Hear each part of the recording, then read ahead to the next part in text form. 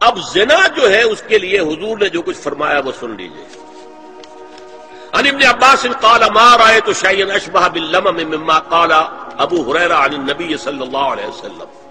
حضور کی حدیث ہے ان اللہ كتب على ابن آدم حظه من الزنا ادرک ذلك لا محال. اللہ تعالیٰ نے ہر انسان کا زنا میں ایک حصہ لکھ دیا ہے جو اس کو پہنچ کر رہے گا.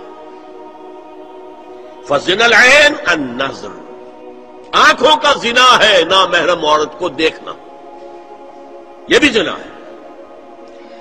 اگر زنا کو روکنا ہے تو یہاں پر بھی قدغن لگے گی. ایک جگہ آیا ہے حدیث میں النظر سہم، یہ تیر ہے. یہ نظر جو ہے نگاہوں کے تیر، یہ تو آپ شاعری کے اندر بھی اور گانوں کے اندر بھی نگاہوں کے تیر سنتے ہیں کہ نہیں سنتے؟ النظر سہم، یہ تیر ہے. وزن اللسان النطق یا منطق، زبان کا زنا ہے کسی عورت سے گفتگو کر کے چٹخارے لینا. عورت کی آواز میں بھی ایک لوچ ہے، حسن ہے. اللہ تعالیٰ نے اسے سراپا ایسا بنایا ہے کہ مرد کے لیے اس کی ہر شے کے اندر اٹریکشن ہے، اس کی آواز میں اٹریکشن ہے. والنفس تمنا و تشتہی، اور باقی رہ گیا نفس، وہ تمنا کرتا ہے کہ اب میں اس سے آگے بھی بڑھوں اور زنا بھی کر لوں.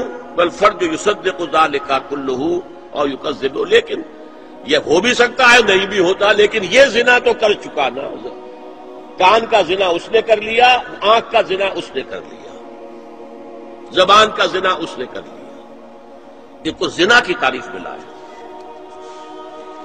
ایک اور روایت ہے جو مسلم میں ہے، عن ابی ہریرہ كتب على ابن آدم نصيبه من الزنا مدرك ذلك لا محالة فالعينان زناهما النظر والأذنان زناهما الاستماع واللسان زناهما الكلام واليد زناها البطش والرجل زناها الخطأ والقلب يهوي ويتمنى. یہ زبان کا بھی زنا ہو رہا ہے، کان کا بھی زنا ہو رہا ہے، ہاتھ کا بھی ہو رہا ہے. کہیں لمس کیا ہے عورت کے جسم کو، ہاتھ ملایا ہے اس سے، اور چل کر کہیں جا رہا ہے دیکھنے کے لیے، یہ پاؤں کا زنا ہو رہا ہے. یہ ہے زنا کی شکلیں جو محمد الرسول اللہ صلی اللہ علیہ وسلم نے بیان کی.